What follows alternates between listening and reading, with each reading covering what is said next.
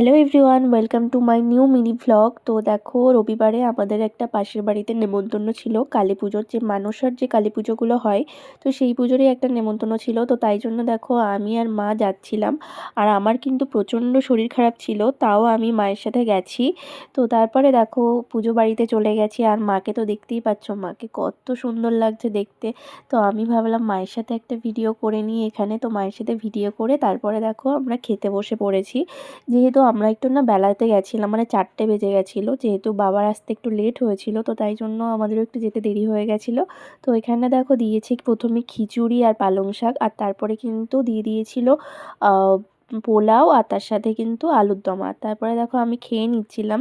আমি প্রথমে ভেবেছিলাম আমি যাব না, কারণ আমার এতটাই জ্বর আর ঠান্ডা লেগেছিল। তো মা বলল যে আমি একা যাব, তুই ওষুধটা খেয়ে নে, ওষুধটা খেয়ে তারপরে যদি একটু কমে তাহলে যাস, আর না হলে যেতে হবে না।